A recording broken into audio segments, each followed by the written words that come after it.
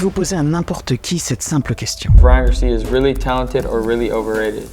Voilà ce que tout le monde vous dira. C'est le boxeur réseaux sociaux. Instagrammeur, influenceur. Oh, he's a YouTube boxer. Instagram model. Ryan Garcia, c'est Justin Bieber. Et si je vous disais que tout le monde avait tort sur Ryan Garcia? Mets-toi à sa place, t'es millionnaire, t'as 24 ans, t'as je sais pas combien de millions de followers sur TikTok. On te propose de jouer dans des films pour plusieurs millions d'euros, on te laisse le choix entre ça ou aller dans un garage te prendre des coups sur la tronche. Qu'est-ce que tu choisis? Ryan, il a une seule motivation. Boxing needs to be, brought back to the glory days. Well, guess what? He's an entertainer. I'm bringing this hype shit back. People want to see those fucking fights now. They're hyped like back in the day. Facts. Mais malheureusement, c'est aussi celle-là qui va causer sa chute. C'est lui qui a voulu le combat, Tout c'est à lui fait. qui a tout fait pour avoir le combat. Il a accepté toutes les clauses, toutes les demandes du clan Gervonta Davis. Oh my gosh, I literally can't wait. I cannot wait.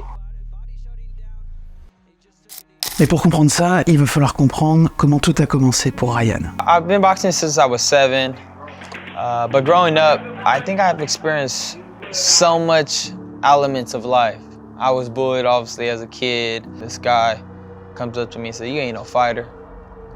And he was a big dude. I said, "Come to my house and find out." And we fought in the garage for about like an hour straight. And I came out on top. He had so much respect for me after. He then became my best friend. Évidemment, cette expérience va beaucoup le marquer. Il va vouloir commencer les combats en amateur. Mais tout va pas se passer comme il imaginait. Your first ever amateur fight came on your 8th birthday, is that right? Yeah. And you lost.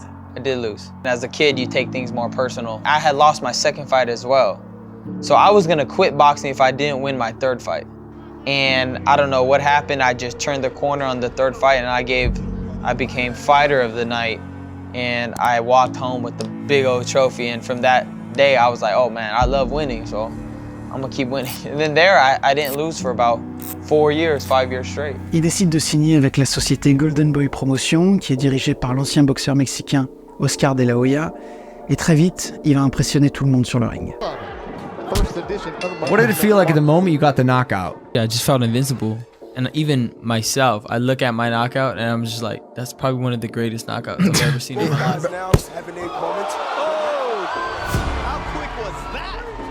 Et à côté de cette carrière, il va habilement aussi gérer les réseaux sociaux et va aussi exploser dessus. Because it started with the quick hands videos, right? Yeah. That's what And the body shot challenge.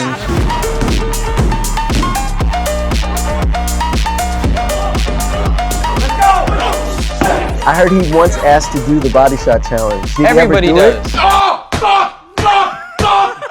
I don't know why they want to do it. He's ready. All right. Logan is against the ropes.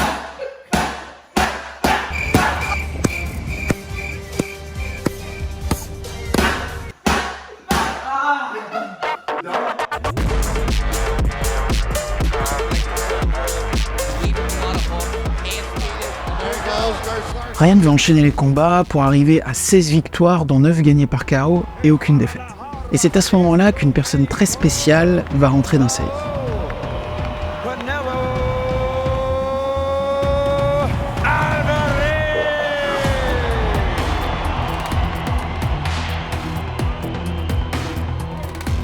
Suite à la signature d'un contrat de diffusion entre Oscar de la Hoya et Canelo Alvarez, leur équipe vont fusionner et Ryan va pouvoir s'entraîner aux côtés de Canelo. Canelo's been a good asset to me, because look at, he's pound for pound champion. What better person to mentor you? When we were sparring, we did a little bit of work, but it was cool. He was just showing me like techniques on feints, timing. Et on peut dire que s'entraîner avec Canelo, ça va vraiment lui réussir.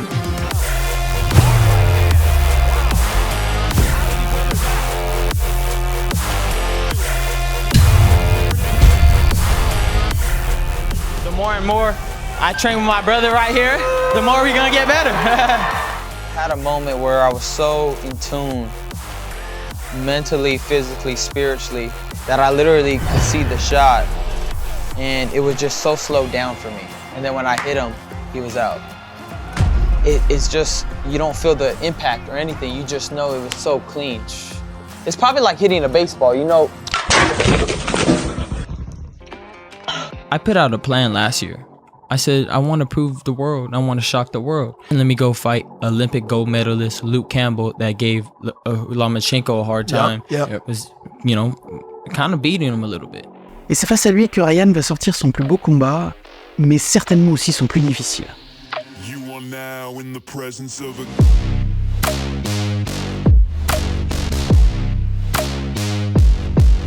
king.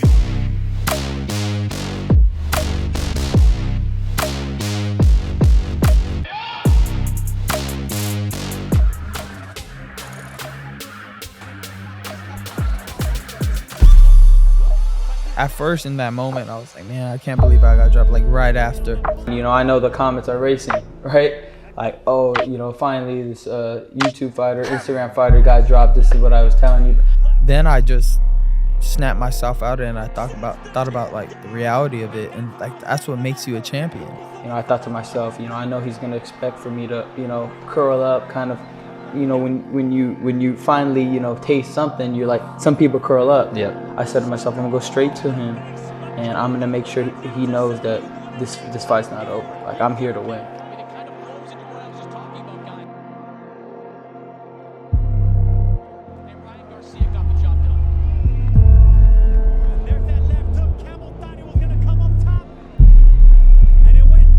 Saying to Ryan Garcia, you're young. Body shot, and he goes down.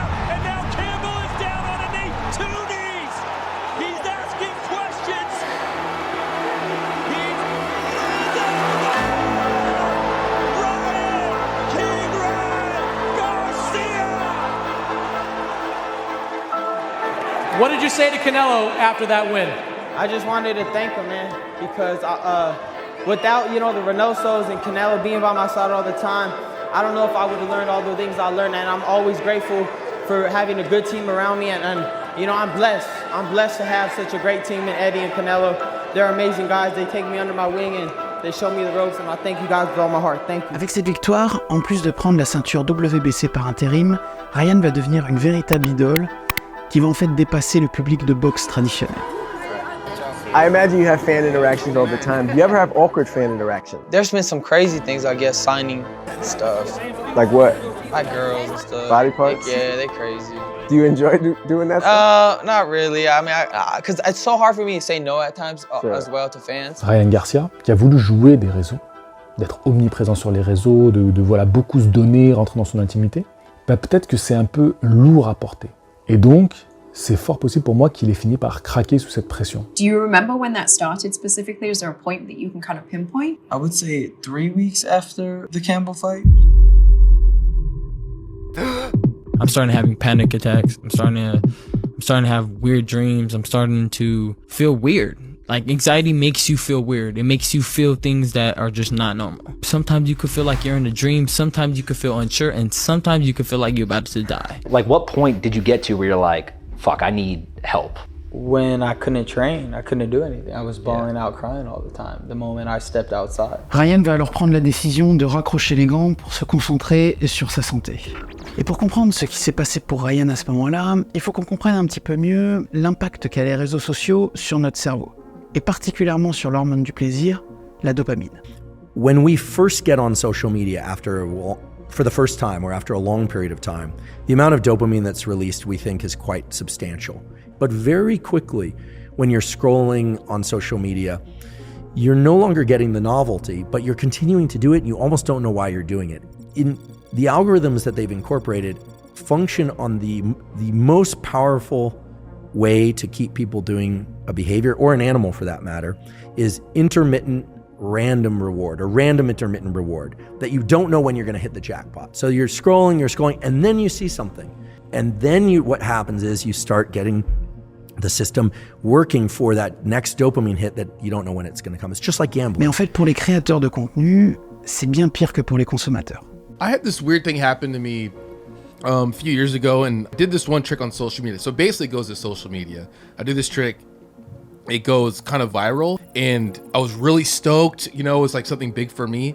The next day, I felt anxiety, like I had to do something better than that. And I fully had this anxiety come over me, and I was like, I gotta post something. Mais c'est exactement ce qu'a ressenti Ryan après ce combat. Les gens ont enfin reconnu ses compétences de boxe, la vidéo du combat est devenue virale. En fait, le mélange parfait pour une dépression. This is also the post-win depression that people feel. The higher the dopamine peak, the bigger the drop afterwards. And it's not that you drop to baseline, you drop below baseline. It definitely was one of the hardest, moments in my life. It was tormenting, I felt like I was in a maze in my own mind and I couldn't escape. Mais le problème, c'est que ce moment difficile qu'il va traverser dans sa vie, il va pas forcément être compris par tout le monde. Because you did train with Canelo in his camp for a while, right? About last year, and then you left that? You were public about part of the reason why you left Eddie Reynoso, and you said it was because you just felt like he wasn't available to you in the way that you wanted your coach to be available to you. Yeah. Canelo kind of contested that, right? And he came out and criticized your work ethic, your discipline. Eddie come all the time for all the fighters. You ask Oscar, you ask everybody. If you discipline and you don't come 4 days or 3 days, okay, and then next day you say, hey, I come in at 12 and you come at 2, so you need to be disciplined, right? He knew I was going through some mental health issues, and then for some reason he decided to take a shot at me. Je pense qu'il est très admiratif de Canelo. Forcément, Canelo c'est la superstar, surtout pour les latinos. No, it's never a close chapter. I have no hard feelings for Canelo. I forgive pretty much really easy.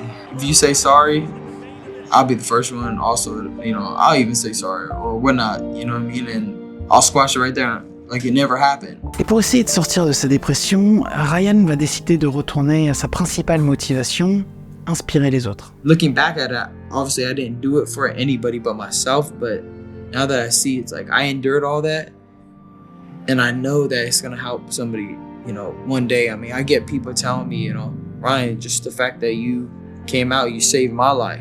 And right there is worth all the pain I went through, all the hate that I had to hear, still hear. If a kid really got out of a dark place because I came out and told my story, man, that's worth more than anything I could ever do in the ring, to be honest. The child from Dallas, he had cancer and he's a survivor, but we're arranging for him to meet Ryan today because that was his only wish, was to meet Ryan Garcia. Tout le monde adore les héros. Les gens font même la queue pour les voir, les acclamer, hurler leur nom et raconter des années après qu'ils ont attendu des heures sous la pluie, rien que pour apercevoir celui qui leur a appris à tenir bon 1 seconde de plus.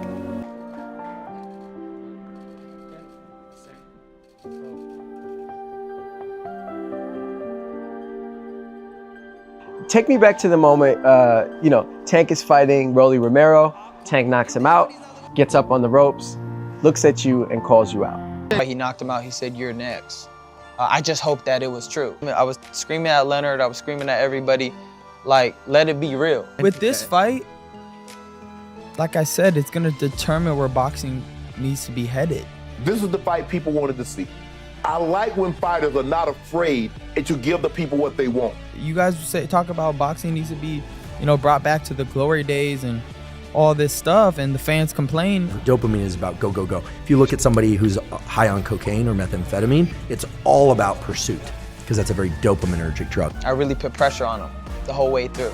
Je pense que c'est la seule conséquence un peu négative d'être un boxeur Instagram. C'est que tu boxes peut-être pour les yeux des autres. I said, I want to prove the world. I want to shock the world. As just somebody that everybody wants me to fight. No matter where I go, wherever I walk, the people always mention that. When are you going to fight Tank? Like out of nowhere, I'm like a mile away. I'm like, what? Can't even say hi? Yeah. How am I? Like, can I get a picture? No, it's just like, fight Tank! I literally can't wait. I cannot wait. Mais son besoin de reconnaissance de la part de son public et sa volonté d'aller toujours plus vite vont le pousser à accepter un contrat particulièrement désavantageux. Alors oui, il obtient le combat qu'il voulait, mais à quel prix? Combat d'ailleurs qui se fera en un catchweight, c'est à 136 livres. I might never go back to 135, says Ryan Garcia. But this is the only way I could have made the fight happen. Is there a clause where you guys get a rematch if one of you guys loses? Only him. And rehydration clauses. C'est-à-dire que Ryan Garcia, après la pesée, n'avait pas le droit de prendre plus de approximativement 5,5 kg. D'accord ? On sait que Ryan Garcia, c'est un très très gros gabarit par rapport à Tank Davis. Et je pense que cette clause-là, quand tu coupes du poids et que tu n'es pas en mesure de te réhydrater suffisamment pour que ton corps récupère les quantités d'eau que tu as coupées pour faire le poids, bah c'est terrible parce que ça te sape ton physique. Into the deep water. J'ai l'impression que Garcia, il est en train un peu de perdre cette guerre médiatique. J'ai l'impression que Davis, petit à petit, rentre dans sa tête. He got hurt to the body before. He think I don't know that. They had a mole in their camp. Someone was telling the Davis camp what was going on. And then now he's paying people to spy on me? I mean, think about this. Is that not showing you that he's not as confident? I'm sorry, man. You can send them all. You want to watch me train tonight? You can. You could come. Your whole team could come watch. It's not going to stop that. What's going to happen? Duel quasiment caricatural entre le beau gosse d'une famille nombreuse avec l'enfant des favelas abandonné. Même pour le grand public, ça crée un intérêt supplémentaire. He's trying to make me out of a bad guy. Look at you. I don't even have to describe that you're the bad guy. S'il est battu par Garcia, il est battu par son rival qui depuis des années le titille. Je pense qu'entre les deux, celui qui a le plus à perdre, c'est Davis. Does that put fear in your heart? No. I think Davis got more experience. And Canelo is someone who actually predicted that Tank would win. Yeah. When you hear something like that, does that not bother you? That doesn't hurt your feelings? Not at all. Because you can't inspire people if everybody thinks you're gonna win. What goes through Ryan's head when he enters the ring? Like, thank you, God. Yeah? Thank you, God, for this.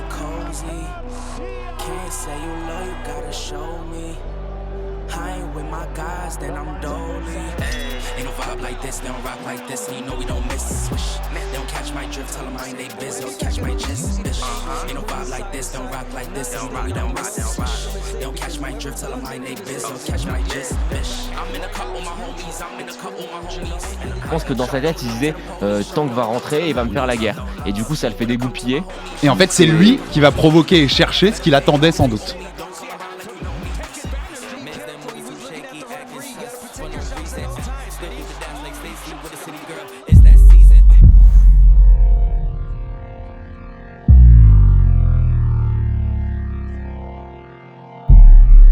Fin du round, on a une esquive qui est magistrale de Gervonta Davis et puis une gauche qui touche en plein visage. C'est le tournant du combat en fait.